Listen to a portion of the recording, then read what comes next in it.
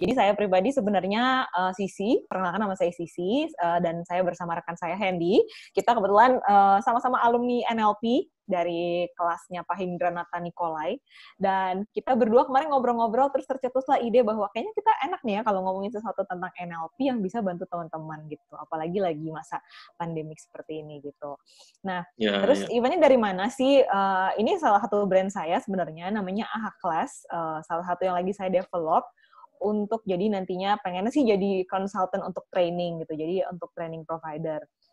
Nah, apa bedanya dengan training provider lain? Saya sih berharap ini salah satu yang bisa nge-grab anak muda untuk semangat ikut training gitu. Karena kalau yang kita tahu, mungkin kalau ikut training tuh kedengarannya bosan banget ya gitu. Tapi saya harapannya dengan adanya AHA Class ini, teman-teman bisa dapat ilmu yang simple-simple gitu. Karena seperti tagline saya di AHA Class itu adalah when theory meet your experience gitu. Jadi teori mungkin teman-teman bisa dengar banyak dari luar, baca buku dari motivator dari manapun lah gitu ya. Tapi hopefully di dalam kelas saya ataupun di dalam talk show saya selalu dapat aha moment gitu, sehingga teman-teman dapat sesuatu hal yang baru, yang simple tapi ternyata ini loh ternyata yang saya cari selama ini gitu. Jadi nemu jawaban yang bikin kamu tuh bilang aha gitu. Dan itu background-nya kenapa ada yang namanya AHA Class. Nah, AHA Talk ini adalah salah satu bagian dari AHA Class yang saya bangun, dan ini event pertama saya gitu. Jadi saya senang banget yang pas di launching langsung ada 100 orang yang langsung daftar dalam 3 hari. Dan mudah-mudahan hari ini jadi hari yang menyenangkan buat kita semua, dapat ilmu juga, dapat sharingnya juga, dan bermanfaat gitu. Nah, hari ini saya bersama partner saya, Hendy. Hendy, mungkin boleh perkenalkan diri kali ya? Silakan Hendy. Yes, teman-teman, Bapak Ibu, juga teman-teman semua. Mungkin karena di sini nggak semuanya anak muda sih, juga ada yang memang zamannya nggak milenial tapi kolonial, mungkin begitu ya. Kita anggap aja seumuran ya. Iya, jadi kayaknya kita mesti ada Bapak Ibu sedikit gitu ya. Oke, iya.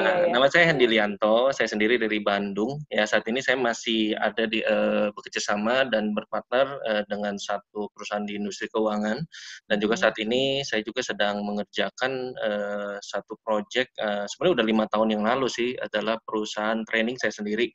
Ya, kalau teman-teman yang sudah kenal saya, mungkin saya punya satu perusahaan training dengan nama Champion Training and Motivation, di mana teman-teman bisa banyak mendapatkan sesuatu. Saya juga punya Facebook page saya gitu sih, situ ya.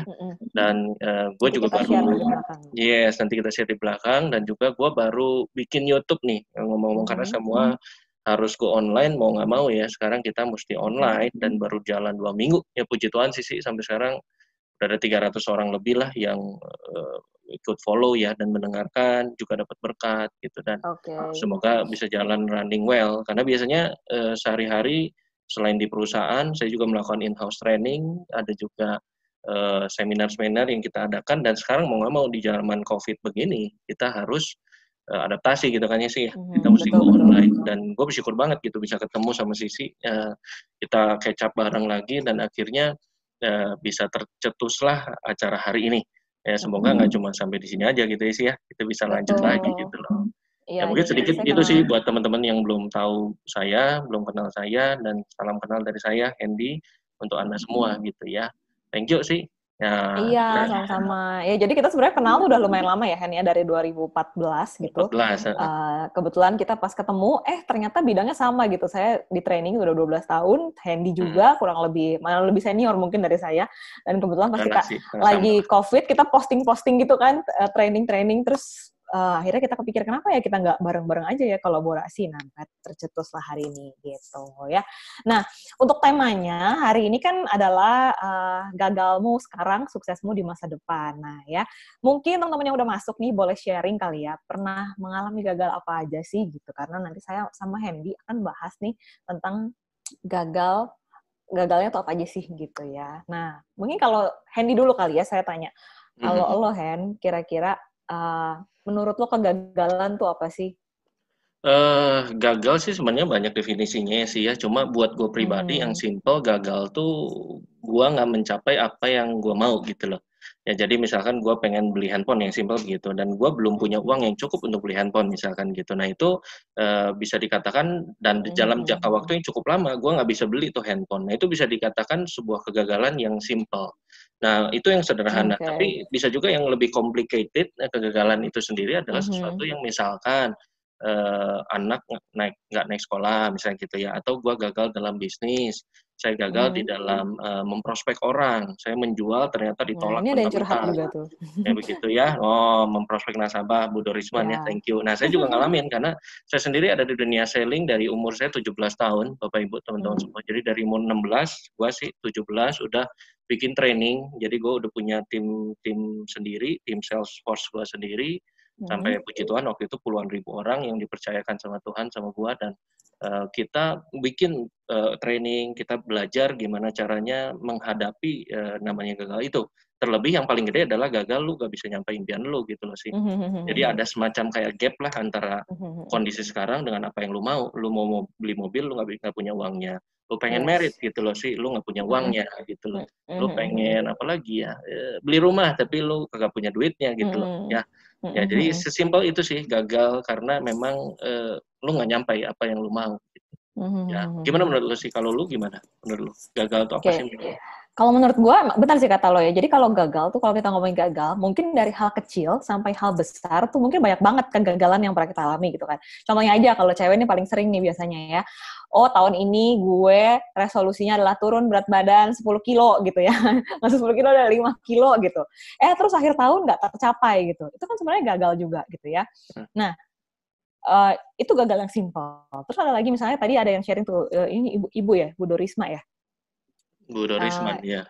Ibu atau bapak? Dorisman. Ibu ya, Bu Dorisma ya. Bu Dorisma bilang gagal memprospek nasabah gitu. Nah, pasti emosinya bakal beda tuh gitu kan, antara gagal memprospek nasabah sama gagal mencapai turunnya berat badan gitu kan. Nah, jadi kalau sebenarnya kita amati, kalau menurut gue ya, gagal itu sendiri sebenarnya adalah sebuah peristiwa gitu. Nah, apa sih yang membuat kita tuh nggak bisa move on? Sebenarnya adalah perasaan kita sendiri gitu. Jadi kalau misalnya menurut gue pisahin gitu ya, apa sih gagal itu menurut gue? Gagal itu adalah sebuah peristiwa yang bercampur dengan emosi kita, sehingga membuat kita tuh jadi susah buat move on gitu loh.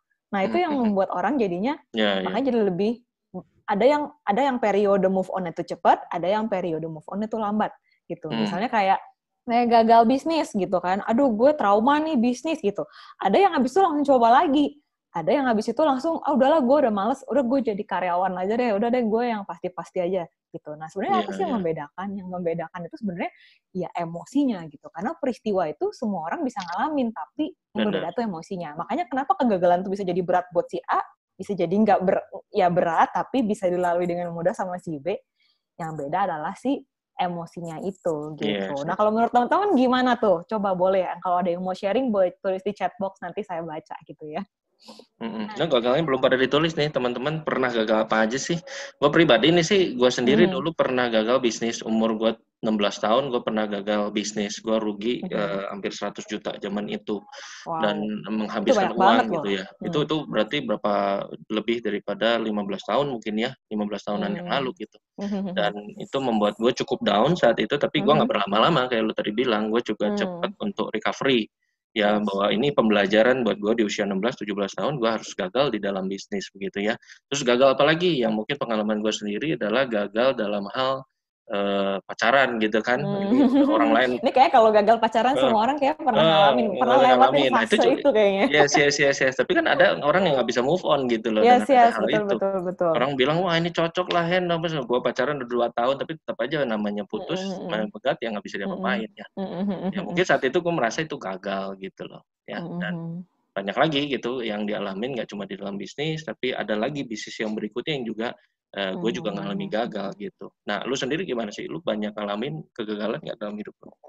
Banyak sih pastinya ya, banyak dari gagal. Yang pertama dulu pengalaman gue tuh, ini pengalaman paling buruk di hidup gue, dan tapi gue bersyukur sih pernah melalui ini gitu ya. Gue pernah nggak naik kelas gitu waktu SMA gitu, dan itu was a nightmare gitu buat gue gitu. Pada saat itu sih gue merasanya kayak, aduh gila, gue tuh gimana ya, gue mesti gimana nih hidup selanjutnya nih kalau naik kelas aja enggak gitu loh. Gue pikir tuh itu udah dunia tuh udah kiamat gitu pada saat itu gitu. But gue nggak tahu dapat ilham dari mana gitu ya, terus tiba-tiba gue tuh kepikir gitu, gila ya, masih cuma kayak gini doang aja gue nggak bisa move on gitu loh, apalagi nanti di depan di depan sana mungkin banyak kegagalan lain yang bakal gue hadapi gitu. Dan ya udah akhirnya gue bisa survive gitu, gue mulai kuliah, cari kuliah yang gue suka sehingga gue bisa happy di sana, dan akhirnya gue bisa jadi seperti sekarang, bisa sharing gitu tentang pengalaman gue yang dulu menurut gue sangat memalukan, but itu jadi pengalaman yang sangat sangat justru jadi pelajaran berharga buat gue gitu loh. Jadi kegagalan apapun yang dialami di masa lalu sebenarnya tuh bisa jadi pelajaran juga buat kita gitu. Dan yang tadi gue bilang tadi, mungkin ada orang yang nggak naik kelas, ya udahlah nggak naik kelas mah udah biasa gitu. Tapi buat orang yang kayak gue gitu pada saat itu, gila malu banget gitu, muka gue mau taruh di mana nih gitu. Jadi itu tuh yang membedakan, kayak tadi gue bilang, yang membedakan itu sebenarnya bukan peristiwanya bisa sama, tapi perasaan orangnya gitu, yang membuat orang itu bisa jadi ada yang sampai depresi, ada yang sampai bunuh diri bahkan gitu kan. Ya. Nah, itu yang kita ngomong soal kegagalan gitu ya. Nah, sebenarnya ada satu quote bagus sih, failure is not the opposite of success, tapi it is part of success. Jadi sebenarnya yang namanya gagal itu kita mesti tahu nih di awal sih bahwa bukan lawan dari sukses. Jadi sukses tuh bukan kebalikannya gagal. Tapi sebenarnya gagal itu bagian dari sukses, benar kan ya sih ya? Yes, I'm very Dan itu bagian gitu. Dan yang tadi mungkin Sisi bilang adalah ini mungkin sih yang mungkin tadi lu jelasin kali ya. Iya. Life is 10% what happened and 90% is how you respond to it gitu. Nah, ini yang menarik gitu, dan akan kita bahas ke sejam ke depan gitu. Gimana sih caranya supaya kita bisa memanage perasaan kita itu supaya bisa move on dengan lebih mudah gitu, dan nggak berat lagi gitu, atau lebih easy untuk dijalanin gitu ya. Nah, gimana caranya gitu? Gue paham banget kalau yang namanya gagal itu pasti kita ngerasa bodoh, ngerasa aduh kok gue begini amat ya, kecewa, kesel, dan sebagainya gitu.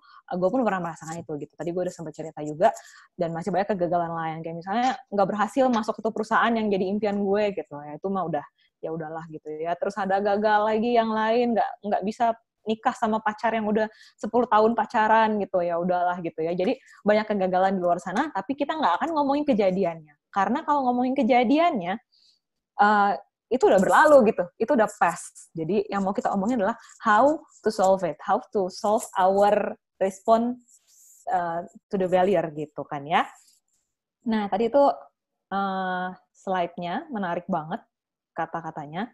Nah terus tipsnya gimana dong ya supaya bisa move on? Nah saya sama Hendy ini kebetulan ketemu di kelas NLP. NLP ini satu hal yang saya sangat bersyukur banget saya dapat kelas ini waktu saya dulu kerja di satu perusahaan media ya, saya dibayarin sama kantor saya buat belajar NLP ini gitu. Nah, buat teman-teman mungkin yang tertarik, pengen tahu kan gitu kan, ini apa sih NLP ini gitu. Nah, mungkin Hendy boleh cerita sedikit, share di Hen. NLP itu apa sih? Karena Hendy ini sebenarnya senior juga nih, udah master of practitioner gitu, Pak. Dia lebih sering praktek, dia pasti lebih banyak lah ilmunya gitu. Boleh share mungkin, Hen. Kayak gimana sih NLP itu? Teman-teman mungkin bingung ya NLP itu apa. Jadi sebenarnya NLP itu satu hal yang NLP ada 3 kata, namanya juga N, L, dan P. N itu neuro, sesuatu yang berhubungan dengan cara berpikir kita, cara memproses otak kita. L itu NLP berarti L itu linguistik. Linguistik itu which is adalah bahasa, pola berbahasa kita, pola kita berkata-kata, bagaimana kita bisa menyusun kata-kata itu sehingga bisa enak didengar sama orang, bisa diterima, bisa dipahami, misalkan begitu. Dan terakhir adalah namanya programming. Programming itu adalah sebuah pemrograman untuk di dalam otak kita, di dalam cara berpikir kita, untuk bahasa kita tentunya gitu loh sih. Nah, NLP ini sendiri memang udah ditemukan cukup lama, ya sudah mungkin ada sekitar 40 tahun yang lalu. Dulu gue juga sih waktu zaman gue ada di bisnis network marketing gitu ya, gue dulu lahir dari perusahaan MLM zaman itu, kurang lebih sekitar 17 ya, mungkin 17 tahun yang lalu lah, gue udah tahu tuh yang namanya NLP. Tapi yang gue dulu tahu NLP itu cuma sekedar, gue harus pejamin mata, gue harus membayangkan sesuatu yang baik-baik, bayangin impian gue. Ternyata NLP nggak cuma membayangkan dan tutup mata loh.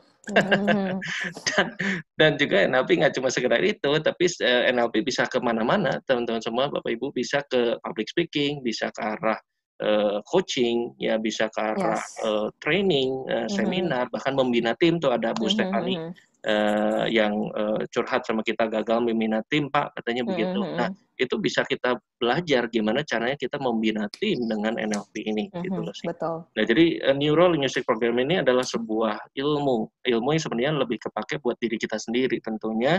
Nah, kalau kita mau belajar banyak gitu ya, tapi di Indonesia rasanya nggak banyak ya sih ya, organisasi yang betul-betul bisa mempersiapkan NLP ini dengan baik gitu loh. Ya, teman-teman juga harus pilih-pilih, nggak semua NLP itu juga betul ya, banyak juga NLP Ya, yang banyak KW-nya sebenarnya gitu ya. yes, ya ada KW1, KW2-nya lah gitu lah sih. Sama kayak barang, sepatu ada KW-nya, dan semua KW-nya. Tapi NLP yang benar adalah syukur kita belajar di tempat yang tepat gitu. Memang biaya juga nggak murah gitu ya. Tapi adalah something yang baru. Nah sih menurut lu gimana sih? Nah, NLP menurut lu kepake di mana ya? Yang menurut lu apa ya, nyangkut banget lah di lu gitu. Ya, kalau buat gue pribadi, kalau NLP sebenarnya lebih kepake sama di pekerjaan gue sehari-hari. Karena gue kan sebagai trainer, ngajar beberapa materi, most of it itu presentation skill. Jadi gimana caranya supaya lebih percaya diri, gimana caranya biar lebih bisa ngadapin audience gitu. Karena gue juga MC, jadi banyak yang belajar public speaking, gimana caranya begini, gimana cara itu, dan itu pun berlaku buat gue pribadi gitu. Bisa gue mempraktekkan itu sendiri setiap kali gue mau tampil gitu. Nah, kalau ngomongin NLP itu apa yang gue dapat, yang bisa gue share, mungkin gampangnya NLP itu kan Neuro Linguistic Program. Mungkin teman-teman belum tahu, pencetusnya tuh namanya Richard Bandler sama John Grinder. Mereka berdua nih bersahabat gitu ya. Yang satu nih ahli komputer, yang satu lagi ahli bahasa gitu. Jadi mereka nih menggabungkan dua hal tersebut menjadi satu ilmu, yaitu NLP gitu. Karena kata mereka, untuk mempelajari manusia sebenarnya tuh sama seperti mempelajari komputer. Nah, bingung ya, kok manusia sama komputer sama gitu. Cuma ini menarik gitu menurut gue, karena menurut mereka nih manusia tuh katanya kayak komputer gitu, dan bahkan lebih canggih gitu. Jadi setiap kali kita mau melakukan sesuatu, kalau komputer kan gini ya, USB dicolok ke komputer, tinggal di copy aja, itu semua bisa masuk ke komputer gitu kan. Nah, sama seperti manusia, kata mereka. Manusia pun sama sebenarnya, tinggal dicolok dari misalnya gini, misalnya gue mau belajar sama Hendy, ya gue colok lah nih USB di kepala gue kayak kepalanya Hendy gitu. Ya, benar. Supaya gue bisa mengcopy apa sih yang dia pikirin, bagaimana sih cara dia berpikir sehingga dia bisa sukses seperti sekarang gitu. Nah, itu yang gue dapat di NLP gitu ya. Salah satunya adalah ilmu yang nanti gue mau share juga gitu, namanya modeling ya. Terus yang kedua, menurut gue NLP ini kan kayak ilmu bahasa ya. Ilmu bahasa tuh apa maksudnya?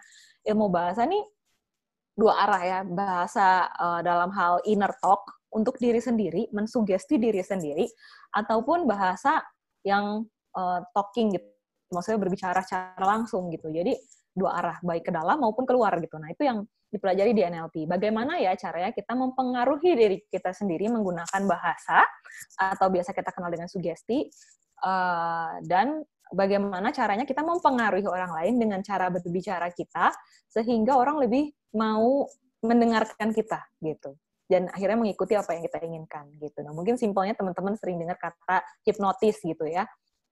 Nah, itu a part of NLP gitu. Jadi kalau teman-teman sering NLP itu kayak hipnotis gitu kan, yang uya-uya segala macam itu ya.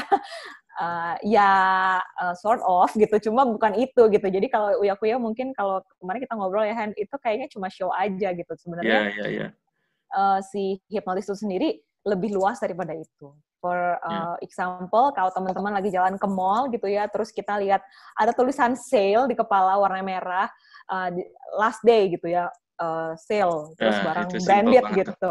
Itu kan kita langsung kayak, gila, gue harus segera dapet nih, kapan lagi gitu kan. Nah, itu tuh juga sebenarnya kita terhipnotis gitu, terhipnotis sama tulisan itu. Jadi kita mengikuti apa yang si marketing itu inginkan gitu. Ya, jadi bukan hipnotis tuh bukan sekedar disuruh tidur terus jalan-jalan kayak zombie gitu ya sih ya. Betul. Bukan begitu gitu. Itu namanya part of the show di TV kan namanya juga ya. Cuma yang kita pelajari memang hipnosis itu adalah sesuatu yang kita bisa pakai untuk mensugesti diri kita sendiri. Atau kalau teman-teman nggak bisa bantu ya harus perlu praktisi hipnosis gitu yang bisa bantu untuk bisa mempengaruhi ke alam bawah sadar kita kan sih begitu ya. Sehingga jadi apa yang kita tadinya mungkin malas, mungkin nggak nggak termotivasi buat melakukan sesuatu jadi lebih baik gitu, jadi lebih rajin dan lain segala macam itu kurang lebih begitu ya. Jadi tapi kita nggak bahas, by the way kita nggak bahas hipnosis hari ini ya. Iya, betul, Kita nggak betul. bahas tentang masalah hipnotis, balik lagi. Dan banyak juga saudara gue bilang, wah Hen kemarin gue lihat saudara gue nih ditipu loh di ATM, wah kena hipnotis. Itu sebenarnya bukan ke hipnotis, lo emang ketipu aja. Cuma karena supaya kerasa, supaya lu nggak salah banget, jadi lu bilangnya dihipnotis gitu. Seakan-akan ada magic gitu yang Iya, iya, iya. Sehingga masuk lu nggak bisa ngapa-ngapain gitu kan. Jadi iya, ya ya memang sebenarnya nasib gue lagi sial aja gitu. Padahal sebenarnya memang ya. iya, jadi bukan lebih ke hipnotis dan lu akhirnya pencet-pencet pin lu sendiri. Betul lu pencet pin lu, tapi diarahkan oleh orang yang katanya Dan menghipnotis lu kan. lu Tapi sebenarnya bukan, mendengarkan gitu padahal bukan dan menghipnotis mengikuti itu, ya. diikutin aja ya, kitanya aja ketipu gitu aja sih. Gimana menurut sih, bener gak sih? Ya betul Gitu kan. betul. Jadi kalau misalnya ada yang bilang kayak hipnotis, lo nggak sadar apapun, itu salah sih. Biasanya kita sadar apa yang kita mau dan kita dengan sukarela mengikuti apa yang orang itu mau gitu ya. Ya. Oke, mungkin nanti kita nggak bahas itu karena kita mau ngomongin gimana nih caranya si NLP ini berfungsi buat mengatasi masalah gagal-gagal tadi gitu ya. Ini mungkin kalau soal gagal nih teman-teman di asuransi, di marketing, di sales ini tuh udah mastering of gagal gitu kayaknya ya. Pasti udah sering banget gagal dan itu tuh kayak udah makanan sehari-hari gitu dan kayak udah kebal gitu kan sama gagal. Nah, tapi mungkin buat beberapa orang yang kayak pendatang baru di dunia sales gitu atau bahkan ya yang memang lagi susah banget move on gitu kan, ini mungkin akan berguna buat teman-teman gitu. Nah, kita akan share beberapa tools nih. Ada 3 tools yang mau kita share karena waktunya juga nggak banyak ya. Jadi teman-teman kita akan sharing dulu, nanti tanya jawab di akhir sesi gitu. Jadi kalau teman-teman punya pertanyaan, sebenarnya tulis aja nggak apa-apa di chat box. Nanti kita baca di akhir sesi setelah kita sharingnya selesai. Betul banget sih. Oke, nah kita mau share tools yang pertama. Boleh di-share mungkin Hen, apa tools yang pertama kita nih di NLP yang bisa teman-teman lakukan? Ya, oke. Ini gue kasih screen share dulu ya. Ada satu tools di dalam NLP untuk membantu kita untuk menghadapi yang namanya failure atau kegagalan. Itu yang kita sebut dengan ilmu modeling. Ilmu modeling itu persis seperti kayak anak kecil. Kalau teman-teman lihat di gambar ini Sisi nyari gambar tepat banget. Mungkin di depannya omnya sama orang tuanya sama babenya, mungkin begitu ya.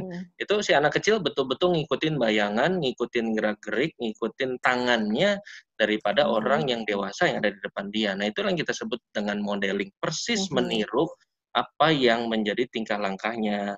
Nah, kalau di dalam NLP sih nggak cuma masalah tingkah langkahnya, tapi kita juga meniru yang namanya cara berpikir orang itu gitu loh. Kita meniru cara dia menyikapi gagal. Kita meniru caranya dia menyikapi something yang sesuatu yang terjadi yang nggak enak dalam diri dia. Sama kayak teman-teman mungkin gagal di dalam menjual, gagal di dalam membina tim, gagal di dalam mungkin mau menikah gagal, atau lu di dalam bisnis juga pernah gagal. Tentunya kita harus punya bagaimana merespon tentang kegagalan itu kan. Nah, satu yang kita bisa pelajari, yang kita bisa memodel adalah dari satu tokoh yang kita sebut dengan pencipta lampu ya, Thomas Alva Edison. Atau di gua kelihatan sampai siapin lampu loh dia. Ini kebetulan lampu rumah gua ada yang mati nih, jadi gua pasti gitu ya. Nah, ini pencipta lampu sampai sekarang nih sih, gua nggak tahu caranya menciptakan lampu itu kayak apa gitu. Itu saking hebatnya Thomas Alva Edison. Ya, gue nggak tahu teman-teman semua di sini yang udah lebih dari 40 orang apakah tahu gitu caranya dalamnya lampu apa, kok bisa nyala. Sampai sekarang jujur saya nggak tahu. Apalagi saya dulu belat banget di fisika begitu ya. Ya, gue lebih banyak ke yang lain gitu kan ya. Nah, sampai sekarang Bapak Ibu, tapi seorang Thomas Alva Edison ini bisa menciptakan lampu ini. Dan ngomong-ngomong, ada yang bilang berapa kali gagal sih? Ada yang bilang 10.000, ada yang bilang 10.000 kali ada gitu. Yang 10.000 kali gagal. Lu bayangin deh, orang ciptain lampu 10.000, 1.000 kali gagal coba. Ini padahal Thomas Alva Edison ini bisa disebut katanya orang yang pintar banget, padahal menurut gurunya dulu dia idiot banget gitu. Ya cuma mengenyam pendidikan aja 3 bulan kok yang formal. Nah, tapi hebatnya si Thomas Alva Edison ini waktu dia sampai pernah nih sih, ini cerita sedikit aja biografi dia, waktu dia menciptakan lampu yang pertama nih, bohlam lampu ini, dia kan mengalami kegagalan banyak. Lab-nya tuh ada di sebelah atau di belakang rumah dia, kurang lebih gitu lah. Nah, si Thomas Alva Edison pernah satu waktu melakukan kesalahan, ada konslet, belum ada lampu yang pertama, belum tercipta. Nah, itu dia sampai kebakaran sih. Si gudang itu menjadi kebakaran, labnya jadi kebakaran, dan itu kena rumahnya semua. Istri sama anaknya keluar dong, zaman itu kan pakai lilin semua kan, nggak ada lampu. Tapi karena impian yang gede, impiannya kuat banget nih orang, namanya orang gila gitu ya. Si istri sama anaknya cuma disapa begini, anakku, istriku, betapa indahnya ya katanya kalau malam tuh lampunya kayak begini nih. Itu rumah lagi kebakaran malam-malam gitu ya. Kebayang nggak sih cara dia memproses gagalnya itu gitu loh. Betapa indahnya kalau lampu tuh kalau malam tuh indahnya kalau nyalanya kayak begini. Zaman itu masih pakai lilin, teman-teman Bapak Ibu, zaman itu masih belum ada lampu. Ya, dan pada saat dia berhasil menemukan bola yang pertama pun wartawan heboh banget, geger gitu kan di seluruh dunia bahkan, dan dia diwawancara, dia cuma bilang diwawancara satu hal, Pak Thomas, gimana perasaannya Bapak gagal menciptakan 10.000 kali kegagalan yang pernah Bapak coba. Si Thomas Alva Edison ini sih nggak pernah bilang bahwa dia gagal. Dia bilang, saya nggak pernah gagal kok. Ya, untuk menciptakan bohlam lampu yang pertama, teman-teman semua, Thomas Alva Edison tuh nggak pernah sekalipun gagal. Dia merasa bahwa itu bukan gagal, yang dia lakukan adalah saya hanya perlu 1.000 langkah. Saya hanya perlu 10.000 langkah untuk menciptakan lampu ini. Nah itu sikap yang menurut gua wow gitu ya, it's different. Gitu. Kalau kita kebayang nggak sih kalau Thomas Alva Edison 10 kali aja gagal PT, 50 kali 100 kali BT, sekarang nih mobil kita nggak pakai LED nih sih, semuanya pakai lilin semua. Mercy bagus tapi mobilnya depannya pakai lilin gitu sama depan belakang. Karena keadaan bola lampu, karena ada satu orang yang bekerja keras, atau orang yang menghadapi kegagalannya dengan baik, memprosesnya. Kita bisa memodel cara dia berpikir bahwa gagal itu sebenarnya bukan kegagalan, tapi sebuah langkah, sebuah proses. Makanya kita bisa berhasil. Nah, sama mungkin dengan teman-teman kita juga di sini gagal membina tim. Ya bisa dikatakan itu bukan gagal, tapi itu part of your success gitu loh. Gagal menjual. Itu kita part of sukses kita gitu sih. Nah, itu kita bisa memodel cara berpikirnya. Nah, kalau kita bicara NLP sebenarnya nggak cuma itu sih, lebih banyak. Kita bisa bikin sesi lagi mengenai modeling. Kita nggak bahas secara detail gitu sih di sininya. Nah, menurut lu gimana sih modeling dari segi lu seperti apa yang kira-kira bisa bantu? Teman-teman di sini. Baik. Kalau menurut gua, ya mungkin kalau tadi bingung ya, itu kok Thomas Alva Edison sih ngomongnya gitu. Ini kan kita lagi ngomongnya tim gitu. Nah, sebenarnya simpel kayak gini teman-teman. Jadi kalau misalkan yang namanya modeling itu, kita tuh mencari sosok yang serupa dengan pengalaman kita, tapi dia berhasil gitu melewati itu. For example, pernah nggak sih, misalnya gini, saya tuh lagi down banget nih karena saya tuh misalnya baru bercerai gitu ya, terus aduh gimana ya, kok gue hidup begini amat ya, kok gue nikah 2 kali gagal ya, terus kok gue nggak pernah menemukan cinta sejati gitu ya. Nah, coba deh teman-teman lihat di sekeliling teman-teman, ada nggak orang yang pernah bercerai juga mungkin, terus tapi dia bisa survive gitu, dan dia akhirnya berhasil menemukan cinta sejatinya gitu. Nah, kalau misalnya memang ada dan ternyata benar pernah ada yang begitu, ya pasti kita juga bisa gitu loh. Sama kayak gue waktu dulu gitu ya, kayak tadi gue sempat cerita misalnya gue pernah nggak naik kelas gitu. Gue pun mencari tahu gitu, siapa sih yang dulu pernah nggak naik kelas, tapi dia sekarang bisa jadi orang sukses gitu. Dan ternyata banyak banget teman-teman gitu. Dan berarti gue bukan orang paling menderita sedunia gitu. Banyak orang yang jadi sukses karena pengalaman dia yang dulunya pernah gagal gitu. Nah itu ilmu modeling. Jadi kita cari seseorang yang serupa dengan kita nasibnya, sialnya sama gitu, gagalnya sama, kita modeling gitu. Apa yang dia lakukan deh sampai dia bisa sukses gitu. Kalau misalnya ada yang pernah tadi bilang gagal prospek nasabah gitu. Hello, gagal proses nasabah tuh nggak cuma lo gitu ya. Banyak banget yang gagal prospek nasabah gitu di dunia ini. Dan banyak juga yang ternyata jadi star gitu kan di bidangnya dia di MLM lah, di asuransi lah, di marketing manapun lah, banyak ya, dimanapun ya, di properti dimanapun gitu, banyak yang ditolak nasabah dan ternyata banyak juga yang sukses gitu. Jadi itu kata Pak Suwanto tuh, setuju jatuh bangkit lagi. Nah itu dia. Jadi carilah model atau orang, sosok yang kamu kagumi yang ternyata senasib sama lo gitu ya. Nah itu salah satu caranya gitu. Nah, gue juga ada satu sharing nih cerita nih. Kemarin gue sempat cerita juga sama Hendy. Jadi gue nonton film Korea ya, karena kan lagi tren film Korea nih ya. Lagi in drakor film bagus banget ya, mungkin Nah iya, drakor dong. Gue drakor mania banget nih. Tiap malam ya, tiap anaknya tidur langsung drakor. Nah, ada satu film bagus banget. Ini juga dia tuh meniru modeling. Jadi, kalau teman-teman yang suka nonton drakor tahu Itaewon Class. Nah, ya. Iya, tahu gitu ya. Itu si Seroyi itu. Jadi ada satu tokoh namanya Seroyi. Terus si Seroyi ini dia kan jadi dia tuh tadinya kayak dijatuhin sama seseorang gitu ya, sama orang kaya. Nah, bapak-bapak ini pengusaha sukses di Korea gitu kan, kuliner sukses gitu. Nah, dia tuh si Seroy ini katanya buat masalah sama anaknya gitu. Padahal si Seroy ini nggak salah gitu. Anaknya memang agak-agak brengsek gitu kan ya. Anaknya si bapak tadi gitu. Terus si Seroy-nya tuh kayak apa ya, nggak suka gitu sama anaknya. Dan akhirnya tapi si bapak ini kan menjaga pride-nya dong gitu. Anak gue jangan sampai dijelekin orang Apain nih, karena gitu ya. nama gue juga jadi jelek gitu kan. Iya, iya. Akhirnya dia tuh berusaha menjatuhkan si Seroy, dibikinlah nggak lulus sekolah, nggak bisa sekolah, terus akhirnya dia usaha gagal, bokapnya meninggal, dibunuh gitu loh, terus bukan dibunuh sih, ketabrak, terus udah gitu dia yang dimasukin penjara dan sebagainya. Pokoknya hidupnya tuh udah hancur, sehancur-hancurnya orang gitu ya.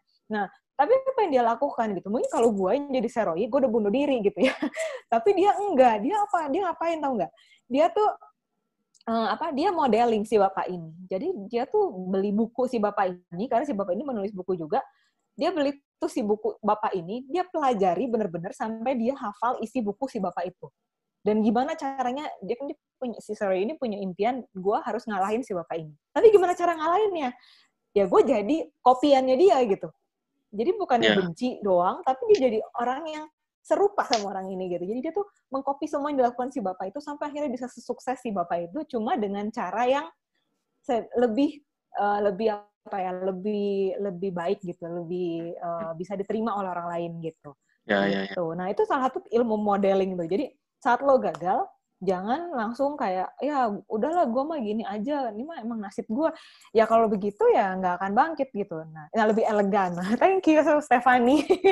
Ya lebih elegan gitu si Seroy ini jadinya ya. Udah tajir, ganteng, itu pula elegan pula gitu kan. Ya. Nah, tuh, Mungkin kita mesti gitu ingat kan. prinsip Drakor ATM yang kali sih. ditonton. Ya. Kita mesti ingat prinsip ATM kali ya. Benar-benar. Amati, tiru, modifikasi ya. Modifikasi.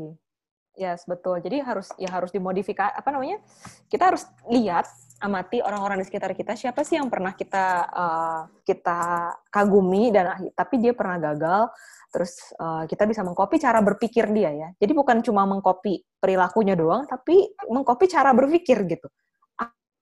Apa sih yang dia lakukan sehingga dia bisa seperti itu? Gitu. Iya, betul. Nah, kalau teman-teman punya senior di orang yang dikagumi misalnya di posisinya masing-masing gitu ya, ada yang upline gue nih, atasan gue nih, ini bos gue nih, kok bisa ya dia masih muda dan sukses?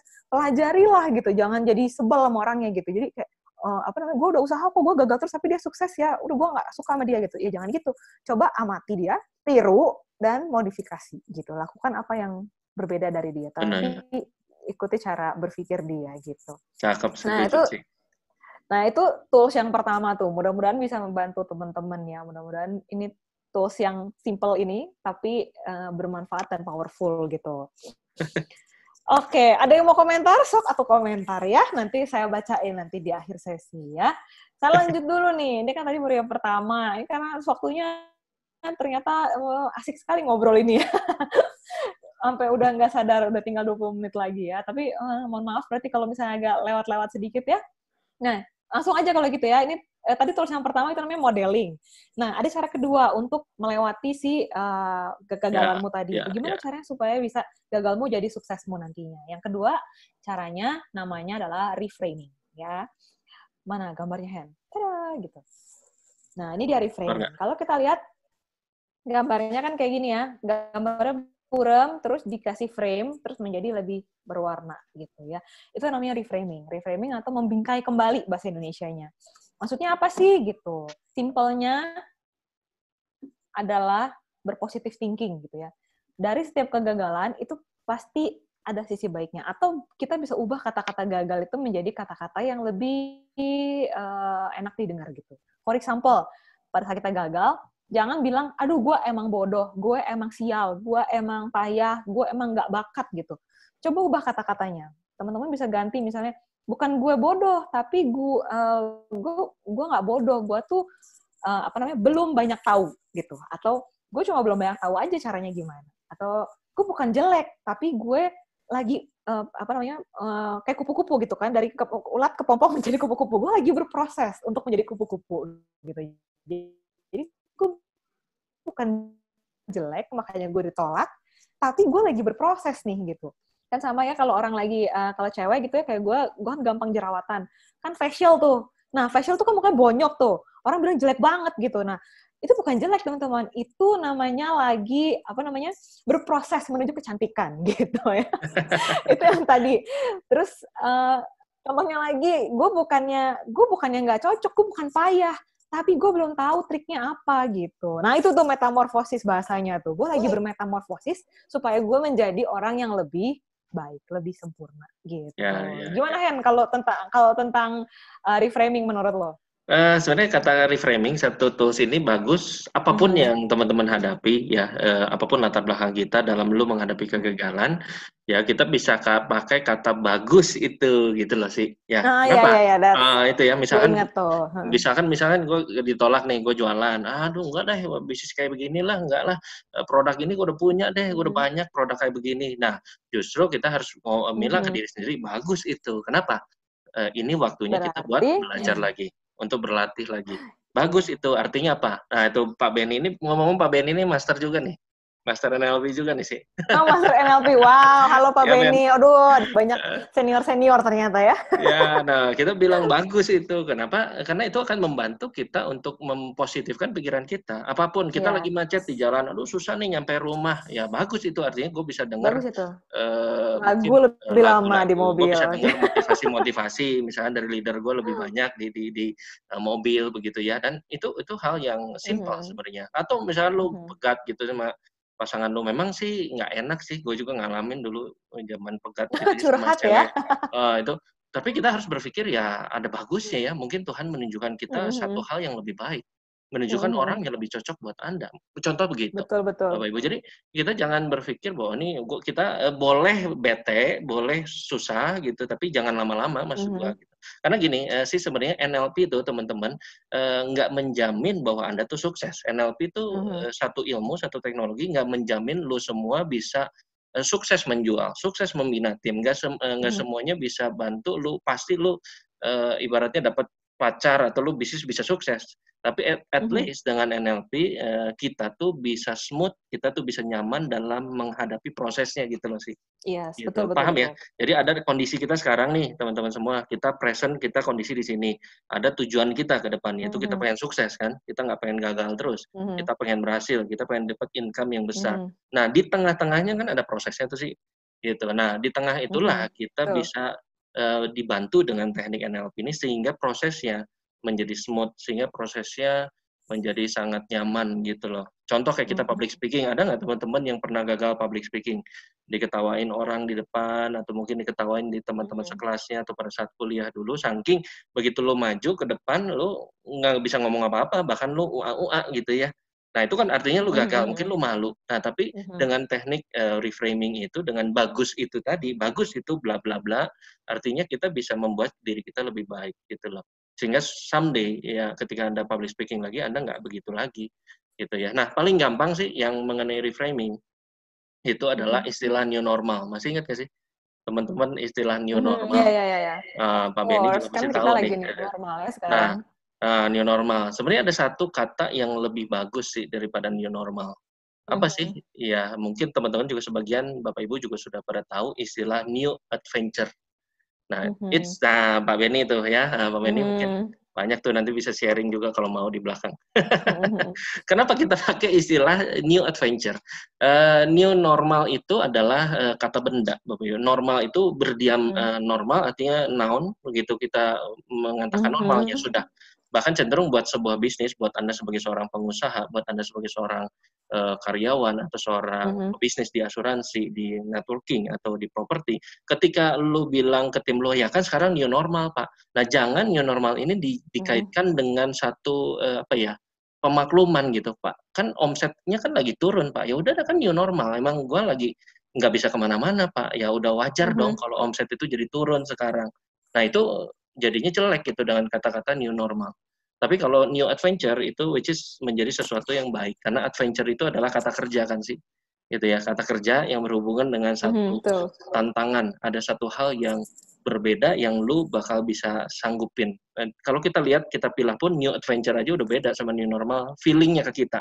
Setuju nggak Bapak Ibu? Buat Anda yang setuju mungkin bisa klik di kolom chat bahwa ini kata ini jauh lebih Langsung baik. chat ya. Nah, kata ini Oke. jauh lebih baik daripada new reason untuk jadi alasan pembenaran. New Benar Pak Henry. reason ya, untuk jadi alasan pembenaran, betul ya. Karena kalau Betul. dengan kita new normal jadinya ya omset lo turun jeblok ya udah lu segini-segini aja. Tapi dengan adanya new adventure tuh Bu Astri ya setuju, thank you Bu. New adventure ini akan membangun pola pikir kita lebih berbeda. Ya sama seperti kayak lu main game lah. Main game itu kan ada stage-stage-nya gitu ya. Nah, setiap stage tertentu itu perlu level yang berbeda, perlu skill yang berbeda lagi. Ngomong-ngomong gue ada PS di rumah gitu ya. Gue kalau lagi santai gue main sometimes lah gitu, nggak sering gitu ya. Nah, itu perlu different you. Ada orang yang bilang in every different stage itu need a different you. Perlu sesuatu yang berbeda dari kalian. Ya sama dengan kondisi kayak gini, jangan dijadikan alasan, tapi dengan adventure kita bisa membuat kita mengupgrade skill kita. Itu mereframe sih, yang tadi lu bilang tools ya, mereframe dengan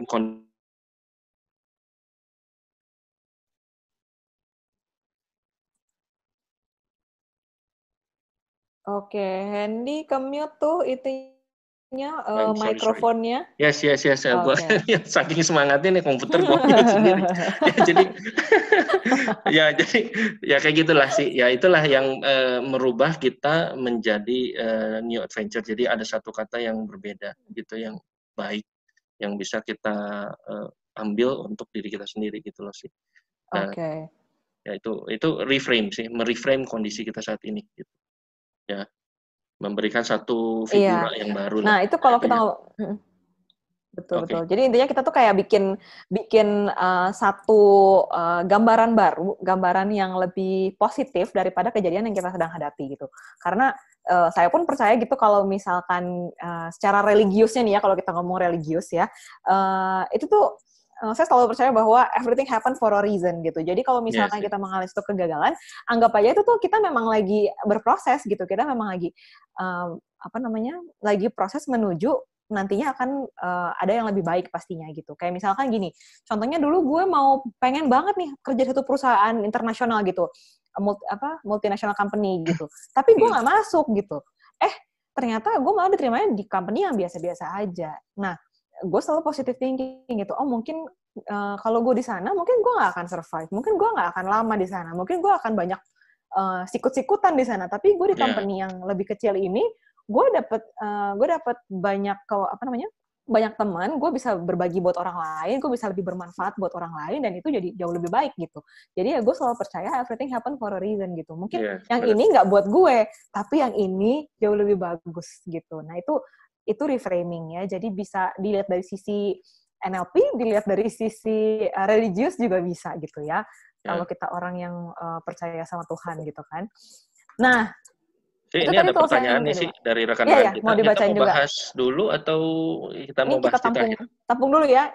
Tampung dulu ya? sekalian ya. Ini kan udah dua tools ya. Yang pertama tadinya kita ngomongin modeling, ilmu modeling. Yang kedua adalah ilmu reframing ya. Itu dua tools yang bisa teman-teman ditahan ya, Stefania, nanti kita jawab ya. Nah, tadi dua tools itu tools NLP yang teman-teman bisa gunakan, mudah-mudahan bermanfaat buat teman-teman yang mengalami kegagalan sehingga bisa cepat move on gitu.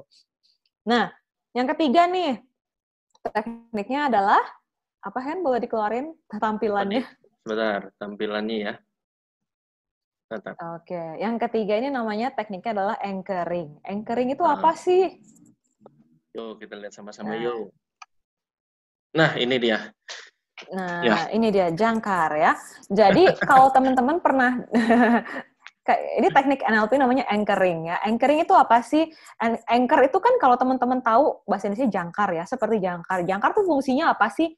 Jangkar itu kan kalau misalkan kapal mau berlayar, dia kan lempar jangkar gitu. Supaya dia bisa balik lagi ke tempat itu, nggak nyasar gitu kan. Nggak ke arah yang lain-lain gitu. Nah, ini juga salah satu teknik yang teman-teman bisa gunakan pada saat teman-teman mengalami kegagalan dan pengen move on. Caranya gimana? Nah, kalau di NLP itu selalu percaya bahwa kita kan punya panca indera ada 5 nih ya. ada segala macam panca indera kita punya tuh bisa menyerap segala macam informasi gitu. Nah, itu kita gunakan untuk bisa meng-anchor sesuatu. Kayak misalnya, pernah nggak sih kita mengalami gagal dulu, tapi bisa sukses gitu? Kayak misalnya gini, gue sebagai trainer itu kan pernah mengalami masa-masa baik, masa-masa buruk gitu. Pernah ada training yang gagal. Gagal tuh dalam arti pesertanya nggak happy, pesertanya kok kayaknya nggak puas sama jawaban gue, pesertanya kok kayaknya banyak yang jawabannya, pertanyaannya tuh nggak semua bisa gue jawab gitu. Gue pernah mengalami itu juga. Tapi ada masa di mana gue bisa menghandle semua peserta dengan baik, ada masa di mana gue bisa menyampaikan semua materi dengan baik. Nah, perasaan saat gue lagi happy itulah yang gue bawa gitu. Kalau mungkin kita nggak pakai anchoring, kita akan trauma begitu kita menghadapi masalah yang pesertanya nggak enak gitu. Kelas yang nggak enak itu kita akan jadi trauma gitu. Oh, udah ngajar lagi ke depannya.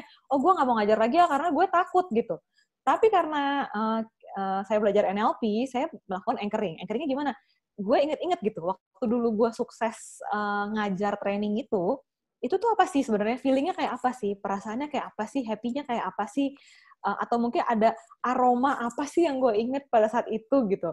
Nah itu gue anchor sehingga pada saat mau tampil berikutnya, gue jadi lebih happy gitu. Ingat masa-masa seneng-senengnya aja gitu. Jadi yang buruk-buruknya tuh ditinggalin dulu gitu, supaya kita bisa menghadapi ke depannya dengan lebih baik gitu. Nah itu salah satunya. Mungkin contohnya lagi yang lebih simpelnya, kayak misalnya gini, mau atau gini deh, kita biasanya tuh punya baju ya, baju favorit gitu. Kalau gue pakai baju ini, gue ngerasanya kayak gue berwibawa nih gitu. Nah, pada saat kita mau prospek klien, dan misalnya kemarin-kemarin gue selalu gagal nih, tapi kalau gue pakai baju itu, kayaknya gue selalu berhasil nih ngapain aja gitu. Waktu dulu pertama kali ngedate sama gebetan gue pakai baju itu berhasil. Terus waktu gue mau presentasi, gue berhasil gitu. Nah, berarti nanti kalau gue mau prospek klien, kan kemarin-kemarin gue gagal nih. Gue coba pakai baju itu deh. Siapa tahu mood suksesnya itu, mood happy-nya itu gue bawa. Sehingga pada saat ketemu si klien yang ini, gue bisa sukses juga gitu. Nah, itu mungkin dari gue, Hen. Mungkin Hendy bisa tambahin. Bicara masalah anchoring itu sebenarnya teman-teman banyak banget ya. Contoh kayak tadi Sisi bicara masalah baju. Ini sebenarnya kemeja yang gue pakai ini kemeja waktu gue married sih. Oke. Kemeja dalamnya ya. Ini kan menunjukkan kebanggaan gitu. Menunjukkan satu hal yang gue bangga banget saat itu pada saat gue married. Gimana sih bangganya duit menikah pakai uang sendiri. Ya sampai akhirnya mobil zaman itu gue mesti jual tuh sih untuk gue beli rumah. Gue menikah. Karena zaman 7 tahun lalu juga menikah nggak murah Bapak Ibu ya. Apalagi pastor saya undangan banyak gitu loh. Mungkin saya hampir undang 800 orang zaman itu sih. Gitu. Jadi 800 undangan maksud gue gitu ya. Jadi saat itu gue bangga banget memang sebagai seorang anak muda bisa menikah dengan uang sendiri. Nah, kebanggaan itulah yang kita pakai di dalam kemeja ini, teman-teman semua. Nah, itu bisa menjadi anchor, bisa menjadi jangkar penentu buat teman-teman bisa sukses. Jadi caranya kalau gue mau semangat gimana? Gue tinggal pakai kemeja ini sih. Jadi gue jadinya ingat gitu loh. Oh iya, gue pada saat gue married bangganya kayak apa, undangannya kayak apa gitu. Cakepnya kayak gue zaman itu apa kan gantengnya gitu ya. Gantengnya gitu segala macam. Nah itu kebayang sih kalau kita bawa aura itu, kita bawa state itu, kita bawa moodnya, feeling itu pada saat kita public speaking di depan, pada saat lu membina tim lu misalkan begitu. Karena saya lihat di sini banyak juga dari industri asuransi. Pada saat kita dulu kita membina tim kita pada saat kita meeting, pada saat kita seminar dengan mereka gitu loh di Zoom ini ataupun offline gitu sih. Itu yang ngebantu banget sebenarnya gitu. Itu that's anchor. Karena apa? Pada prinsipnya di dalam prinsip NLP, Neuro Linguistic Programming adalah punya satu prinsip bahwa sebenarnya setiap orang tuh sudah punya sumber dayanya sih. Masih ingat ya? Setiap orang itu sudah punya sumber daya untuk sukses. Mungkin teman-teman pernah sukses zaman dulu balap karung juara 1, mungkin itu sukses. Walaupun hanya sekedar balap karung gitu ya. Mungkin jadian sama cewek yang paling cantik di sekolah lu misalkan begitu. Itu sukses. Ya itu prestasi mungkin buat sebagian cowok begitu. Beda-beda. Itu tapi kan bangga gitu ya. Ada satu kebanggaan yang kita bisa nikmati begitu di situ. Nah, kemudian juga pada saat lo misalkan menjual case-case yang besar, pernah menjual misalkan menjual properti yang harganya mungkin puluhan M misalkan begitu, atau menjual asuransi yang katakanlah yang polisnya preminya besar banget gitu loh sih. Itu kan satu prestasi. Nah, ingat nggak zaman itu pada saat closingnya gimana? Pada saat dapat komisinya gimana tuh, lihat rekening itu nambah ratusan juta atau nambah puluhan juta dalam 1 bulan. Nah, feeling itu teman-teman yang dibawa ke kegagalan kita. Maksudnya gini, bukan kegagalan ya, dalam menghadapi kegagalan Cara itu move gitu. on-nya itu tadi kan itu Yes. perasaannya itu ya, Heeh. supaya perasaan kecewanya itu nggak terlalu lama gitu kan. Ya, ya betul. Jadi kita justru membawa feeling itu, emosi itu ke zaman sekarang, sehingga kita bisa move on, kita bisa kembali ke kondisi kita yang paling prima gitu. Zaman kita paling berprestasi kayak gue nih sekarang, zaman gue paling berprestasi kayak apa? Ini sengaja gue pakai supaya menunjukkan bahwa gue pun sekarang gue pede gitu loh. Gue percaya diri, gue ada di kondisi prima untuk apa? Memberikan ilmu sama Anda semua. Betul kan sih? Seperti itu. Iya, betul-betul. Nah itu anchor gitu. Karena setiap orang pada prinsipnya bisa sukses. Pada prinsipnya pernah sukses, punya sumber daya untuk sukses itu. Tinggal dibawa ke saat ini. Gimana Ya, caranya. Nah, betul, ingat betul. lagi makanya gitu. Apa yang Yes. menjadi anchor Anda zaman pada saat Anda sukses dulu. Begitu sih. Ya, anchor juga tadi kalau Hendy, gue tadi sempat gue bahas baju, Hendy juga bahas baju. Mungkin contoh lainnya lagi, kayak misalkan kalau gue sendiri ya, kalau misalnya gue mau ngajar training, mau public speaking gitu, biasanya kan suka grogi tuh. Ya, ya benar. Grogi. Nah, gimana caranya supaya mengatasi si grogi itu? Salah satu mood yang happy itu adalah pada saat gue lagi olahraga, lagi ke gym. Nah, kalau misalkan gue dengan lagu upbeat, mood gue tuh langsung kayak, aduh gue kayaknya bersemangat nih, full energi banget nih. Makanya selalu setiap kali gue mau ngajar, ataupun gue mau training, atau mau ngajar, mau training, mau ngapain, public speaking, selalu gue dengerin lagu, dimanapun itu. Ataupun kalau teman-teman peserta, di sini ada yang pernah jadi peserta gue di kelas training, itu pasti tahu, setiap kelas training itu pasti ada lagu gitu. Dan lagunya selalu lagu yang upbeat, itu lagu fitness gue, karena itu anchor gue, supaya gue pede, supaya gue happy, karena moodnya jadi semangat terus gitu, dan positif. Contoh lainnya lagi, selain lagu, itu kan tadi pakai indera pendengaran ya, ada juga misalnya teman-teman, kalau sekarang lagi tren yang living ya, itu kan juga bau-bauan ya, wangi-wangian gitu, aromaterapi. Itu juga sebenarnya bisa kita jadikan anchor gitu ya. Ada misalnya wangi-wangi yang membuat kita tuh lebih calm gitu. Kalau kita lagi kesel sama klien marah-marah ke kita kan, itu mungkin kita anggap itu kegagalan juga gitu. Kita bisa anchor mood calm kita dengan mencium wangi-wangian yang enak gitu. Kayak misalnya, gue kalau udah cium lavender tuh baunya kayak gue mau tidur, kayak udah nyantai gitu. Makanya kalau misalnya gue lagi stres, lagi kesel, lagi emosi sama si klien ini, gue pakai lavender gitu di kantor gitu, atau gue pakai wangi parfum nyokap gue gitu, karena kalau pakai parfum nyokap gue mungkin gue jadi lebih nyaman gitu ya, yang model-model begitulah ya. Jadi itu yang namanya anchoring, teman-teman. Jadi anchoring itu bisa teman-teman ciptakan sendiri, atau bisa teman-teman recall dari masa lalu gitu, pernah mengalami terus kita recall lagi, itu juga bisa. Itu tadi teknik anchoring, bisa teman-teman gunakan buat mengatasi emosi pada saat kita gagal itu, supaya emosinya itu nggak terlalu lama dan cepat move on. Gitu, bener banget ya. sih. Oke. Yes. Nah, itu jadi 3 tools yang kita gunakan. Ya. Jadi mungkin teman-teman yang tadi baru gabung nih, finally ada 46. Mungkin gue capture dulu nih ya, 46 kayaknya ini the most participant hari ini, the highest-nya 46 ya. Nah, mungkin yang tadi masuknya di tengah-tengah, sedikit gue rangkum dari pertama tadi kita ngomong sampai anchoring ini. Nah, jadi kita kan ngomong soal kegagalan. Tadi kita sepakat bahwa yang namanya kegagalan itu sebenarnya itu gabungan antara peristiwa dan juga perasaan. Kalau peristiwa kita nggak bisa ubah karena memang sudah terjadi gagalnya. Tapi yang bisa kita ubah adalah perasaannya. Gimana cara perasaan ini bisa kita manage sehingga nggak membuat kita down terlalu lama dan kita cepat move on gitu. Nah, caranya ada 3 tadi tools-nya. Yang pertama ada modeling, cari model yang sejenis sama kita dan coba tiru dia, gimana cara dia sukses supaya kita bisa cepat move on. Yang kedua tadi ada reframing, ya, merubah kata-kata, bisa pakai contohnya Hendy bilang pakai bagus itu. Kalau pakai bagus, semua kata yang negatif pakai bagus itu kita ubah jadi kalimat yang positif, ya. Itu reframing. Yang ketiga tadi namanya anchoring. Nah, 3 tools ini mudah-mudahan bermanfaat buat teman-teman ya. Nah, sekarang waktunya tanya jawab kalau gitu. Waduh, udah jam 8 ternyata. Nggak kerasa ya. Mudah-mudahan teman-teman mengizinkan saya delay 10 menit atau 15 menit ya buat jawab pertanyaan ya. Oke. Ya. Yang mau tanya silakan. Saya baca dulu scroll ke atas ya. Tadi ada satu pertanyaan dari Stefani. Nanya dulu sebelum lupa katanya. Cara-cara sampai nomor 2. Cara sampai nomor 2 bagus dan pastinya akurat. Tapi kebanyakan manusia begitu dihadapkan dengan rintangan, langsung mengurung niat untuk bergerak. Akhirnya nerima aja. Ada tipsnya? Ya, jadi kebanyakan manusia begitu dihadapkan tantangan, lantas mengurungkan niatnya. Oh ya, pasti. Biasanya kalau manusia kena rintangan, udah pasti dia akan down dulu. Dan untuk bergerak itu susah. Nah, sebenarnya kan tadi kita omongin ya itu tadi. Saat kita gagal, kita kan susah memang move on-nya. Ya kita coba, kalau gue pribadi sih gue nggak menyalahkan. Lo mau nangis boleh, lo mau kecewa boleh, tapi itu tuh harus di-manage gitu. Jangan terlalu lama, karena you only waste your time actually gitu. Karena kalau misalkan kita cuma meratapi nasib, terus apa gunanya gitu? Karena nothing happen gitu. Ada yang namanya, kalau teman-teman suka baca bukunya Seven Habits ya, ada yang namanya tuh be proactive gitu.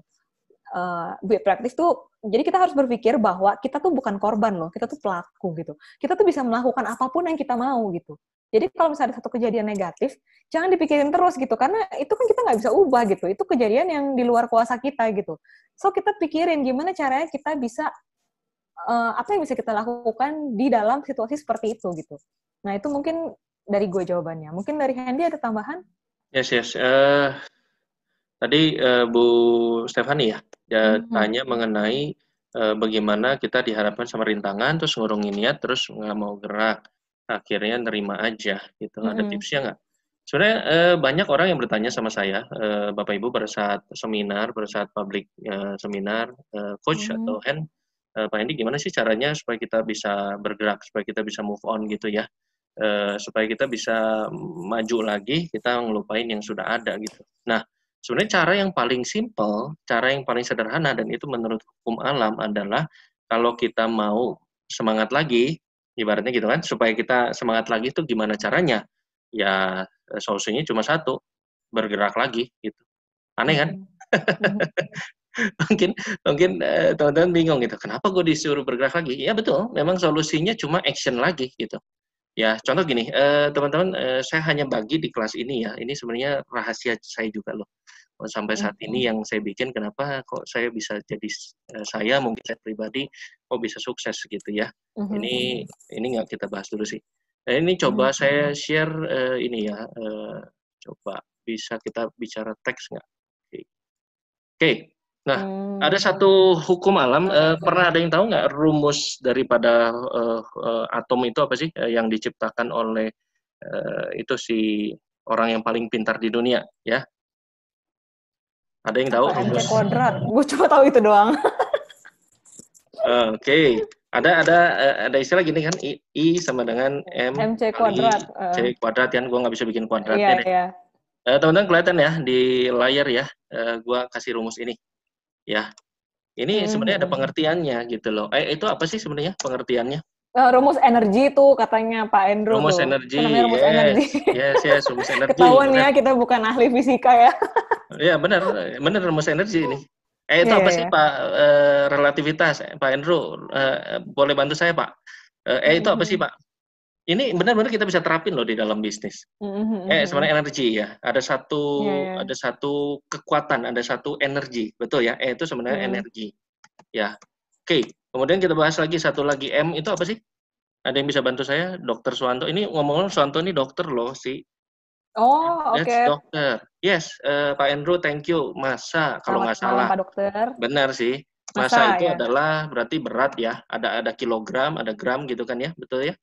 Nah, terus yang terakhirnya adalah C. C-nya itu apa sih? Ada yang bisa bantu saya? Wah, ini ada anak benar-benar Cesi nih, ahli kimia nih dia nih. Oh. Oke, C itu apa sih? Terus C-nya apa, Ces? Ada yang tahu nggak? Di kolom chat. Cahaya, kecepatan cahaya. Bener nggak? Bener nggak tuh, Ces? Iya. Yes, betul, betul Pak Bener Tony. nggak sih? Ini kayaknya Oh ya, googling dulu kali ya kecepatan. ini Ya, ya. ya, ya. Oke, kecepatan. Oke, kecepatan atau kita sebut dengan gerak ya. Oke, bisa nggak saya bisa sebut gini? Ya, oke ya, gerak kecepatan. Jadi gini, teman-teman kalau mau punya Boleh, boleh. motivasi, kalau mau punya motivasi yang besar, jadi yang harus digedein apanya? Masanya kan sama, kita sebagai manusia adalah massa, betul nggak? Kita nih orang ciptaan Tuhan punya berat, punya massa. Mhm. Jadi kalau energi kita sih, kita mau lebih berenergi, kita mau bergerak, kita mau lebih termotivasi, caranya ngapain sih? Sebenarnya yang digedein apanya? M-nya nggak bisa digedein dong, karena berat kita udah tetap, Nambah betul nggak berat sih? badan, nambah berat Oh, badan. bisa, bisa jadi. Bisa nambah. Ya, yang harus di triplein, di quadruple, mungkin didobelin adalah geraknya dong. Ya, Mhm, ini kan yang harus kita perhatiin supaya otomatis mhm. apa energinya jadi semakin besar. Setuju nggak Bapak Ibu? Jadi kalau kita I bergerak, see. Pak Tony, teman-teman, Pak Stefani, kalau kita bergerak Mhm. ya, kita terus bergerak dan semakin bergerak kita terus action, artinya apa? Motivasi kita semakin besar. Justru kalau kita Yes, mengurung diri di rumah, Bu Stefani, ini pertanyaan yang betul. bagus. Kalau kita ngiring diri di rumah, malah tambah bete biasanya, malah tambah nggak kemana-mana gitu loh. Mhm. Nggak ada yang bisa kita lakukan, Mhm, malah kita tambah mengasihani diri, malah muncul biasanya dukun-dukun itu sih. mhm, Wah, gue nggak cocok ya di bisnis ini ya. mmm. Jadi paranormal buat diri sendiri gitu. Wah, gue merasa kayaknya bisnis ini bukan buat gue deh. Gue kayaknya nggak cocok deh. Kayaknya gue kembali dah ke habitat semula deh Mhm, gitu. Ya, mhm. seperti Iya. ini. Jadi yang kita harus perbesar adalah betul teman-teman tadi sudah bilang adalah kecepatannya, geraknya. Apalagi gerak itu di kuadrat sih. Mmm. Yes, kalau di Jadi kuadrat artinya double gitu ya? double, artinya energi kita, motivasi kita semakin besar. Ini satu rumus yang ditemukan oleh Albert Einstein, tapi itu sangat berguna buat kita di dalam dunia bisnis. Ya, Mhm. ini by the way mau saya bagikan di YouTube channel saya sih beberapa minggu ke depan, tapi saya Oh udah iya, coba Hendy ini juga barangkali. punya YouTube channel ya, nanti kita Ya, share juga ya Hen di belakang ya. ya, Oke. it's okay, sih gampang itu. Nah, jadi ini bagus banget satu rumus Mhm. yang bisa teman-teman pakai. Jadi kalau sudah terkurung, betul Pak Henry kan sudah terkurung saat pandemik. Nah, terkurung ini kan Iya, bikin kita kita stres juga gitu kan, kebanyakan orang stres betul, betul. dikurung. Nah, tapi kan ada something yang kita bisa lakukan gitu pada saat Mhm, pandemik mhm. ini. Misalkan ada di apa, di dunia sales. Ya tentunya Mhm. ketika dunia sales banyak cara ketika Anda tidak harus mengurung diri kan. Kita bisa Zoom meeting, kita Iya, bisa iya, by iya. WA, kita bisa promosi dengan soft selling sama orang-orang, nggak harus hard selling kita ketemu. Mhm. Ya, jari-jarinya yang Betul. gerak tuh, Pak Fahmi betul tuh ya. Jadi nggak bisa jadikan alasan bahwa COVID ini udah mengurung kita. Ya kalau mengurung dan Betul. akhirnya eh, apa ya, energi sifatnya menular, sifatnya kekal, betul. Pak Andrew, thank you Pak. Yes, Gitu. betul. Yes, yes. Jadi dari rumus ini kita bisa banyak belajar, saya Pak Henry, Bu Stefani, yang Gue juga bertanya jadi khususnya dengan hal ini bahwa kita nggak bisa mengurung diri terus gitu. Cara satu-satunya supaya lu keluar dari kurungan itu adalah lu bergerak lagi, maksud saya gitu. Justru kalau lu mmm. nggak bergerak, lu nggak kemana-mana. Bergerak tuh start small ya, nggak harus selalu dari misalkan nggak harus langsung, oh gue prospek lagi nih sih, gue mau tawarin Mhm. rumah lagi nih, lagi ada rumah BU Mhm, perlu mhm, dijual gitu, mhm. nggak selalu harus begitu ya, Mhm, mhm. nggak harus selalu harus bergerak dari yang masif, tapi yang start small dulu dengan cara apa? Misalkan kita kembali melihat lagi apa impian kita, contohnya begitu. Misalkan Mhm, kita mhm. simpelnya nonton YouTube Belajar dari lagi gitu kan ya. belajar Oke, lagi, oke. nonton lagi dari YouTube orang-orang yang terkenal, misalnya Sukses, orang-orang ya, ya. hebat gitu ya, atau Pak Benny, betul, biar terus bergerak, maka harus DS ya dengan jelas sehingga Mhm. gerakannya tidak amburadul. Yes, yes, Iya, iya. yes, Ini yes. rumus menarik banget ya, terus gue jadi kepikir gitu ya, pantesan, jadi gue tuh kadang juga kan, kadang ada saat kita lagi nggak mood gitu ya, contohnya kayak misalnya gue tuh kan suka banget olahraga, tapi ada saat di mana gue tuh kayak lagi, apa namanya, lagi males banget gitu, nggak mood, terus apa yang gue lakukan gitu. Nah, gue tetap bergerak gitu, dengan cara apa? Gue langsung pakai baju olahraga, terus gue berusaha aja tetap jalan gitu, padahal gue tuh udah nggak mood banget. Tapi nggak Yes. tahu kenapa, begitu gue pakai baju olahraga, itu moodnya tuh langsung keluar loh. Jadi buat teman-teman yang mungkin punya cita-cita juga gitu kan, gagal terus turunin berat badan gitu ya, mungkin bisa coba trik gue gitu. Jadi kalau lo lagi malas olahraga, pakai aja bajunya. Ntar lama-lama jadi ngerasa kayak, gue udah pakai baju masa nggak gerak sih gitu. Jadi ya udah deh, gerak aja gitu. Mau nggak Nah mau itu kan, mungkin gitu sih. teman-teman bisa lakukan. Karena itu gue berhasil ya. Gue berhasil turunin berat badan 20 kilo. Karena waktu hamil gue naik 25 kilo. Betul. tinggal sisa 3 kilo lagi lah. Wah, good tuh sih. Hebat. Jadi teman-teman bisa coba pakai tipsnya ya. Ya, Nah, terus semoga ini tadi, membantu ya. Semoga ya, membantu gitu. mudah-mudahan ya. Nah, terus ada lagi tadi, ini sekalian menjawab juga nih, tadi pertanyaan Bu Stefani juga kayaknya nyambung nih. Tadi kan ditanya lagi sama Bu Stefani nih, how to influence them supaya mereka mengikuti apa yang mengikuti kita yang berpikir positif. Ya, sebenarnya jawabannya nyambung sama ini gitu kan. Kalau kita mau nularin orang lain positif, ya kitanya dulu yang positif. Kalau kitanya aja yang negatif, gimana kita mau nularin orang positif gitu kan. Dan kita harus ingat sih, teman-teman ya, jangan berpikir kita akan merubah orang lain, karena orang itu nggak akan berubah gitu. Yang akan bisa merubah orang itu ya orang itu sendiri gitu. Jadi dia bisa ngerubah, ya yang ngerubah kita ya kita sendiri gitu. Jadi jangan berharap dengan saya positif orang lain pasti positif, ya enggak juga gitu. Yang penting lu positif dulu aja. Kalau lu positif biasanya akan menular kok gitu. Kalau lu negatif pasti akan menular juga. Tapi pikirannya jangan mikir bahwa gue mau ubah dia nih, atau misalnya punya pacar gitu ya, pacarnya tukang selingkuh, gue mau bikin pacar gue bertobat gitu. Ya dia nggak akan bertobat, teman-teman, sampai dia sendiri menyadari bahwa dia tuh salah gitu. Nah, jadi curhat ya. Enggak, bukan itu maksudnya. Jadi kita tuh nggak bisa rubah orang, teman-teman. Yang bisa kita rubah tuh diri kita sendiri. So, how to influence them to be positif, ya kitanya dulu yang positif gitu. Biasanya mereka akan mengikuti. Tapi jangan berharap mereka pasti positif juga. Kan gue udah positif, kok mereka nggak positif. Ya cuma mereka yang bisa merubah dirinya gitu. Gitu nggak? Ya, betul.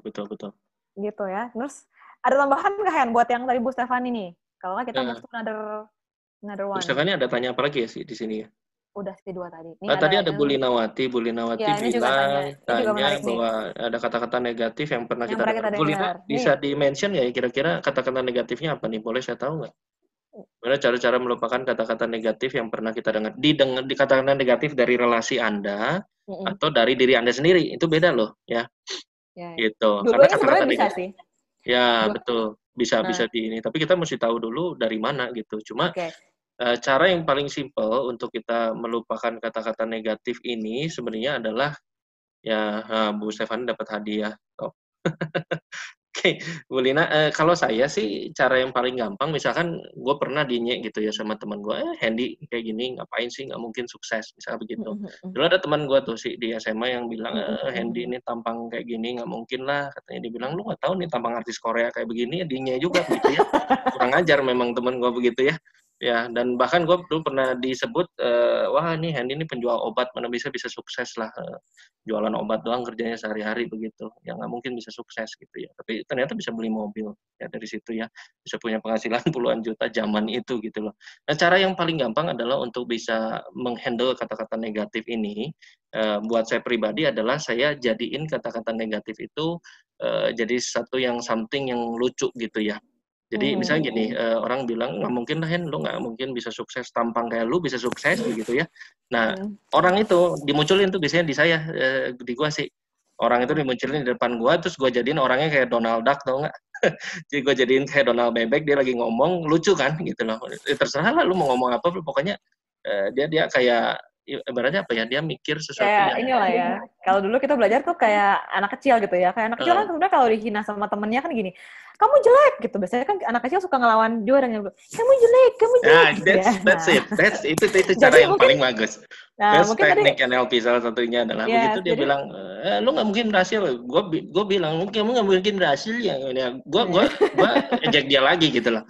Dan di itu kepala kita aja tapi ya, jangan di luar ya. yes. Itu works banget gitu loh. Ya, dan itu satu hal yang gampang, simple tapi kena gitu. Atau mungkin diri Anda sendiri yang bilang juga sama gitu. Ya, nah kalau aku kata-kata negatif jadiin motivasi bisa juga Bu Stefani, betul. Ini yang kita Bisa bilang juga. Itu dengan reframing tadi sebenarnya ya. ya reframing itu. Yang tadi kalau yang saya bilang seperti Donald Duck yang kayak anak kecil sih bilang Itu itu juga reframing sebenarnya. yes, satu reframing yang bisa kita pakai gitu. Nah, kata-kata negatif jadi motivasi itu juga reframing, Bu. Betul, itu yang kita sebut dengan dendam positif. gitu ya. Dendam positif itu adalah reframing itu sebenarnya. I will make you see the difference. Betul, Bu Stefani. Itu satu hal yang luar biasa. Jadi kata-kata negatif dijadikan sebenarnya bahan untuk kita melaju lagi lebih tinggi, lebih kencang lagi gitu. Jadi itu cara kalau saya pribadi sih gitu ya. Jadi kata-kata negatif ya Pak Benny nih kasih masukan Ya, pakai itu submodality ya ya. betul itu Berubah namanya kata negatif submodality pakai ya. suara mewek. Ya, benar-benar Pak. Oh, Benny Pikiran kita kayaknya sama ya, ini juga master nih, ini apa sama ya. NLP juga. Iya. Dan itu benar-benar Satu works guru, gitu satu sih. ilmu nih berarti nih kalau udah jawabannya sama gini nih. Tapi itu works banget loh, kebayang nggak sih Iya, kalau ya, betul teman betul. kita ngejek terus kita ejek balik dalam hati kita aja, kita jadiin kayak Mickey Mouse, kayak kita jadiin kayak si siapa lah gitu, Donald Bebek lagi Ya. ngomong kan lucu gitu ya. Jadi sebenarnya kalau dari NLP itu sendiri ya, jadi Pak Hindranata tuh guru kita sempat bilang gitu, sebenarnya orang paling bahagia di dunia ini kan sebenarnya anak kecil ya, karena mereka tuh nggak Iya, punya iya. beban, mereka happy, mereka selalu kayak nggak gampang, nggak dendam gitu. Jadi kenapa sih sebenarnya kita tuh hidup tuh stres melulu gitu? Karena sebenarnya kita tuh banyak pikiran gitu, manusia dewasa tuh banyak pikiran, terlalu banyak mikir, terlalu banyak takut, terlalu banyak memikirkan sesuatu yang nggak ada pada saat ini gitu. Jadi kalau anak kecil kan mikirnya saat ini doang gitu.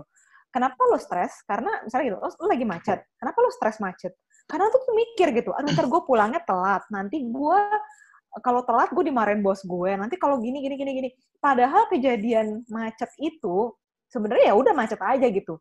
Lu punya pilihan buat happy atau nggak happy, lu bisa jalanin macetnya atau lu bisa mengeluh gitu. Nah, coba kalau anak kecil, kalau lagi macet mungkin dia bete, terus dikasih mainan kan dia langsung seneng gitu. Dia itu hanya berpikir pada saat itu aja gitu. Jadi siapa orang paling bahagia di dunia? Ya itu anak kecil, karena dia hanya mikir apa yang ada hari itu gitu, simple thing gitu. Nah, mungkin kita harus belajar tuh sama anak-anak ya. Kalau yang punya anak di rumah kita bisa belajar tuh sama mereka. Gimana caranya belajar berpikir simple gitu. Kenapa kita kalau misalnya lagi kayak nggak punya kerjaan, nggak ada uang, lagi banyak tagihan gitu ya, cicilan belum kebayar, kita stres karena kita tuh orang dewasa, kita mikir nanti kalau kita nggak bayar, anak gue gimana? Kalau gue nggak punya uang, anak gue makannya gimana gitu. Coba anak kecil nggak punya uang, ya udah tinggal minta sama mama gitu kan. Mama nggak kasih, papa yang kasih gitu kan. Gitu ya. Oke sih, ini ada question lagi dari Pak Dedi, udah dibahas belum ya sih ya, tentang bagaimana mempertahankan kebiasaan yang baru dan baik nih, dan tidak kembali ke kebiasaan yang lama yang nggak produktif gitu ya. Gimana caranya? Karena banyak kita kembali ke habitat semula begitu ya Pak Dedi ya. Ketika kita berusaha untuk move on, mempertahankan kebiasaan yang baru, udah bagus nih sebulan misalnya sih, 2 bulan, 3 bulan, ternyata kita kembali lagi gitu ke kebiasaan yang lama. Nah supaya nggak kembali itu gimana sih caranya?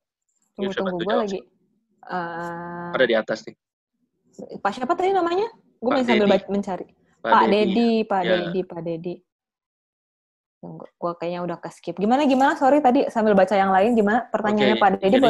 Aku belum ketemu soalnya. Gimana bagusnya membentuk atau mempertahankan kebiasaan yang baru dan baik.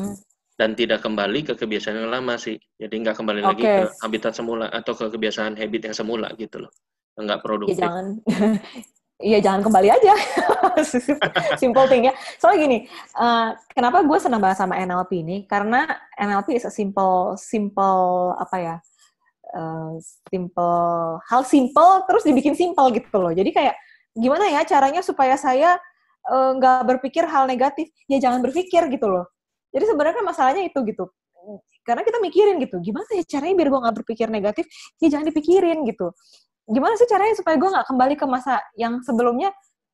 Ya jangan kembali aja, lu lakukan aja yang sekarang sedang dilakukan gitu. Kayak misalnya, sekarang nih, karena lagi COVID, saya lagi rajin olahraga nih, setiap pagi olahraga dulu, bangun pagi, langsung olahraga. Tiba-tiba berubah nih situasinya.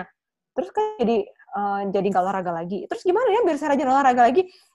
Ya lakukan aja gitu loh. Bangunnya lebih pagi, lakukan sebelum berangkat ke kantor, ya lakukan aja setiap hari seperti itu gitu. Jangan kembali ke yang sebelumnya gitu. Dulu waktu saya belum COVID, saya jarang banget ya olahraga, jarang banget nih.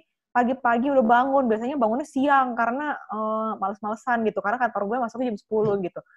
Tapi sejak COVID gue jadi bangun pagi karena meetingnya all day, bisa kapan aja. Ya udah tinggal lakuin aja gitu. Jadi kenapa gue bilang NLP itu simple, karena apa yang lo mau ya lo lakuin aja sekarang gitu.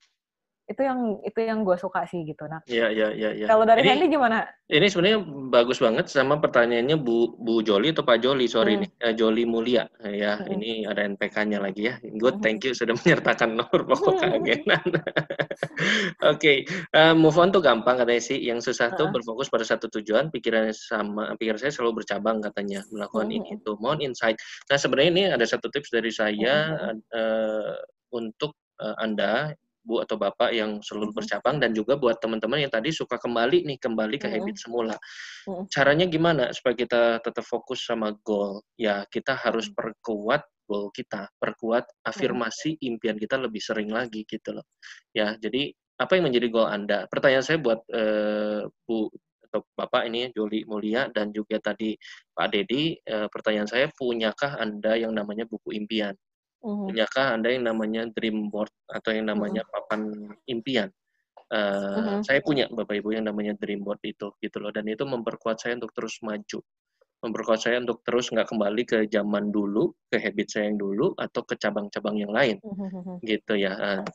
Saran saya adalah coba bikin yang namanya dream book atau buku impian itu ya, sehingga bisa diafirmasikan dan diperkuat impian itu sendiri sehingga Anda nggak kemana-mana.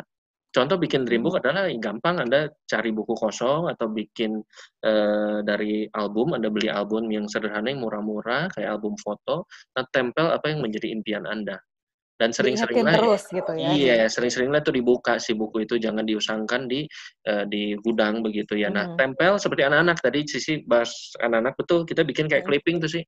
Clipping, kita bikin tempel mobil yang kita pengen, negara yang kita pengen kunjungi, kita tempel misalkan apa ya, apalagi sih, misalkan selain mobil mungkin traveling, rumah gitu ya. begitu ya, dan lain-lain. Nah, itu adalah satu hal yang bisa memperkuat impian Anda sehingga Anda nggak kembali lagi kepada habit yang lama atau bercabang-cabang gitu loh. Nah, kalau bercabang-cabang, Anda tinggal bikin prioritas sebenarnya, Bu atau Pak, di sini Joli Mulia, ya silahkan bikin prioritas mana yang bisa mencapai itu gitu. Dari semua yang bercabang, goal Anda kan udah jelas tuh. Tadi Anda sudah bikin dream book-nya apa. Nah, yang bisa mencapai itu apa gitu. Dari yang bercabang-cabang itu, dari 2 atau 3 option yang mana. Nah, kalau pilihannya memang cuma satu adalah ya difokus di satu itu, Pak atau Ibu. Jangan fokus yang lain. Yang 2 dan nomor 3 ya kita hilangin dulu karena nggak mungkin nyampe kan ke goal itu gitu loh. Nah, kita yang bisa bertanya sama diri kita sendiri, Bapak atau Ibu. Dengan pilihan kita, misalnya kita bisa kerja, pilihannya adalah menjadi agen properti atau agen asuransi, atau pilihannya adalah kembali misalkan ikut usaha orang tua. Nah, mana dari 3 pilihan ini yang paling mungkin untuk mencapai goal Anda? Nah, yang tidak important buang. Itu maksudnya gitu. Nah, yang tahu kan Anda sendiri gitu, bisnisnya apa, latar belakang Anda seperti apa, Anda yang punya kemampuan Anda sendiri gitu untuk bisa mengukur itu. Gitu ya. Itu tips dari saya, Sisi, untuk bisa lebih fokus ke depan dan nggak nyambang-nyambang lagi gitu ya. Seperti itu. Karena itu pun saya lakukan gitu ya. Oke, ini Pak Endro bilang semakin kesini semakin sering nonton berita, TV, sama infotainment ya. Kalau isinya positif nggak apa-apa Pak, tapi kalau isinya negatif jangan sering-sering menurut saya. Kayak saya juga di handphone ini jarang banget nih Buka COVID. buka masalah COVID itu gue paling Sama, sering. gue juga nggak pernah sih. Ya itu mencegah supaya gue nggak pikiran negatif gitu loh sih. Ya jadi waspada boleh tapi jangan parno gitu ya.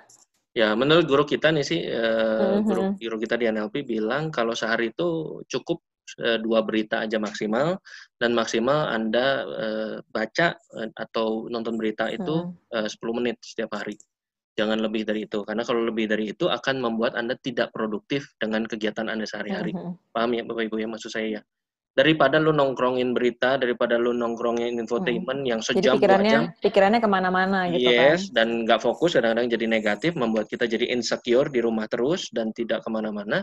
Lebih baik pakai waktu itu untuk lebih hal yang produktif gitu loh sih. Untuk telepon prospek kita, untuk menjual mungkin rumah yang dititipkan sama kita, atau mungkin lebih produktif lagi kita bekerja. Itu contohnya. Jadi Pak Andrew, ya bagus Pak bisa nonton itu, tapi jangan lama-lama saran saya. Gitu ya. Itu menurut penelitian loh sih zaman sekarang, jangan lebih dari 10 menit untuk baca-baca hal yang seperti itu. Ya, kayak gitu. Memang bikin stres juga sih ya jadinya ya. Oke, kalau gitu, ada lagi nih, satu lagi masuk ya. Jadi tadi buat yang bingung, jawabannya ternyata simple banget ya. Karena ya memang NLP tuh bisa lihat di YouTube channel, mungkin pemahaman tentang NLP apa sih gitu. Kenapa sih? Makanya tadi gue bilang simple banget. Karena memang sesimpel itu gitu. Jadi kayak hal-hal yang simple kenapa harus dibikin rumit? Hal-hal yang rumit kenapa harus dibikin tambah rumit gitu. Jadi dibikin simple aja gitu. Kayak tadi, gimana cara nggak berpikir negatif?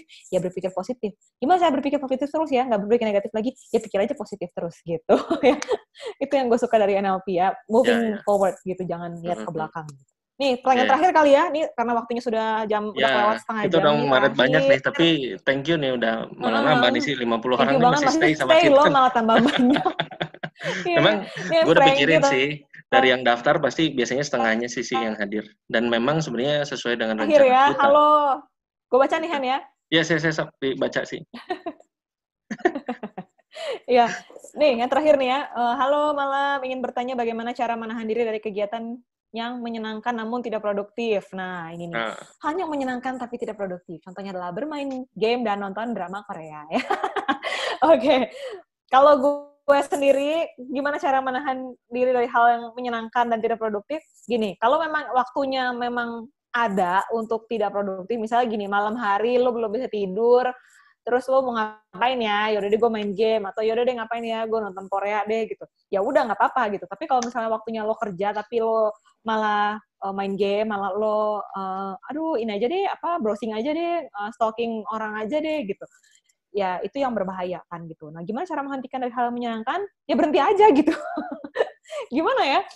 Kalau gue ingat fokus, ya balik lagi sih sebenarnya kayak Hendy tadi ya, fokus aja sama tujuannya.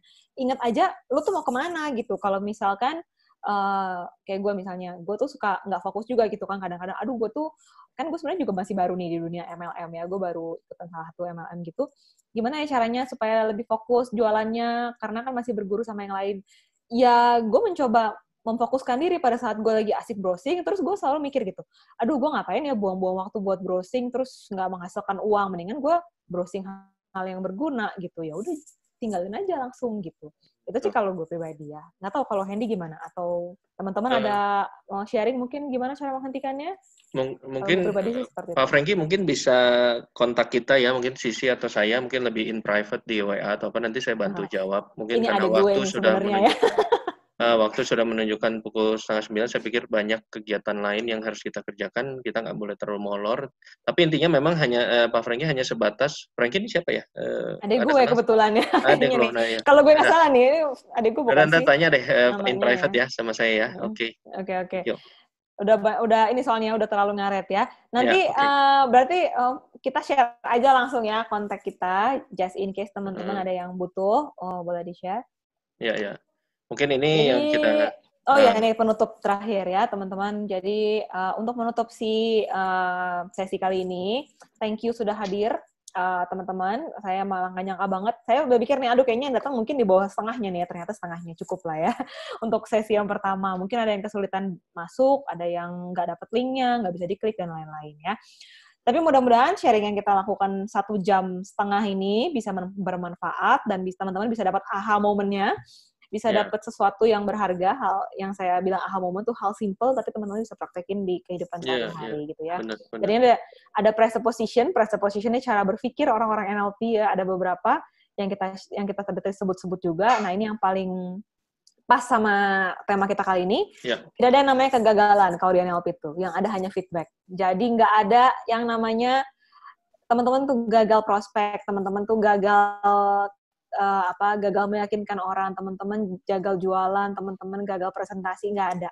Tapi teman-teman hanya dapat feedback bahwa next time you have to be better, gitu ya. Feedback nah untuk itu dari saya. Iya, dari Hendy ada tambahan?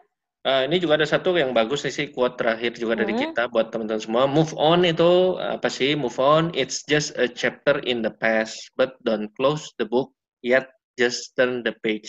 Jadi ketika Anda gagal, ingat jangan terlalu cepat menutup bukunya. Jangan ditutup tuh buku kehidupan Anda gitu loh. Yang harus Anda lakukan adalah itu hanya satu bagian chapter hidup Anda yang mungkin suram, it's okay, buka lembaran baru. ya buka page yang masih putih yang Anda bisa isi dengan satu hal yang lebih produktif, hal yang lebih baik gitu Bapak Ibu ya. Jadi jangan bete, jangan berlinang di dalam kegagalan, yuk move on karena itu hanya bagian daripada kesuksesan kita gitu tentunya gitu loh sih. Ya. Oke, sip ya.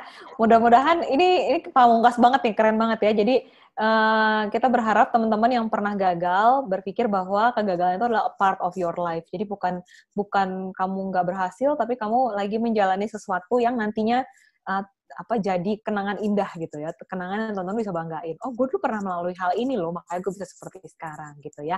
So don't close your book, just turn the page and move on gitu ya.